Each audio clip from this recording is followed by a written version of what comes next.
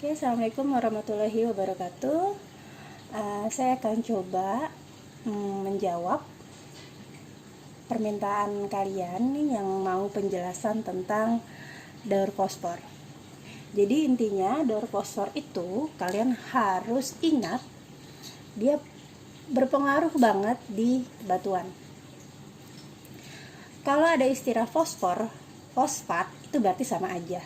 Cuma bedanya dia nanti di alam ada yang sifatnya organik,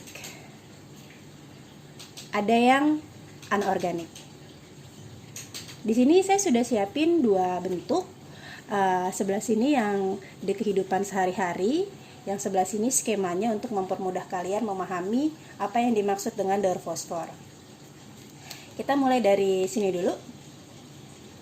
Tentunya kalian masih ingat rantai makanan, dimulai dari organisme autotrof. Di sini ada produsen tumbuhan. Tumbuhan ini nantinya pastinya akan menyerap unsur hara. Salah satu unsur hara itu adalah fosfat. Fosfat yang fosfat yang terdapat di dalam tanah. Nah, nanti tumbuhan ini kan akan dikonsumsi oleh hewan herbivor. Selanjutnya hewan karnivor sampai ke predator. Yang nantinya ketika mereka mati, si herbivor, karnivor, dan predator ini dia akan diuraikan. Ada jamur, dan ada bakteri. Nah, kemudian ketika dia diuraikan, sisa-sisa makhluk hidup itu diuraikan, dia akan menyimpan kembali fosfat di dalam tanah.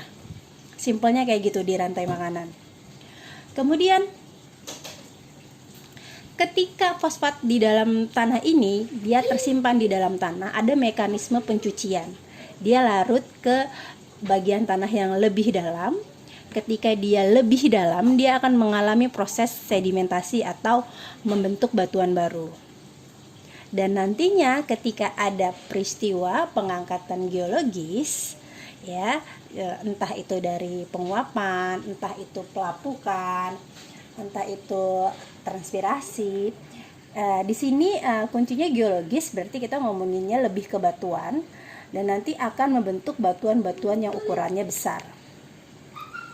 Setelah itu, ketika ada presipitasi atau hujan, batuan-batuan yang tadinya berukuran besar menjadi batuan yang berukuran lebih kecil, seperti ini. Nah, batuan yang ukurannya lebih kecil ini mengandung fosfat yang nantinya akan ditimbun kembali di dalam tanah. Cukup ya sampai situ ya. Jadi kuncinya adalah batuan. Untuk yang lebih sederhananya, kita simak dulu mengenai skema yang sudah saya buat. Jadi ada tiga unsur penting dalam satu bagian ini. Yang pertama ada fosfor dalam batuan, saya kasih bintang di sini. Kemudian ada fosfor yang ada di tanah, ada di air tawar dan laut, dan ada juga fosfor yang terdapat di dalam tubuh organisme yang tadi kita sebut dengan fosfor organik. Jadi ini fosfor organik, ini anorganik. Ketika fosfor dalam batuan mengalami erosi atau penyikisan oleh angin ataupun udara, dia akan menjadi partikel yang lebih kecil, menjadi fosfor yang terdapat di dalam tanah, air tawar, dan lautan. Sama halnya seperti ini. Itu ya, di dalam proses yang tadi saya jelaskan maksudnya ke sini.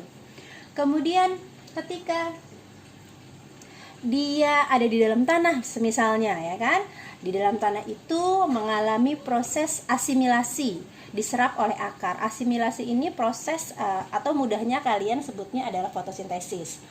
Diserap oleh akar-akar, diserap oleh akar tumbuhan sehingga terdapat di tubuh organisme. Ini di sini terjadi peristiwa rantai makanan.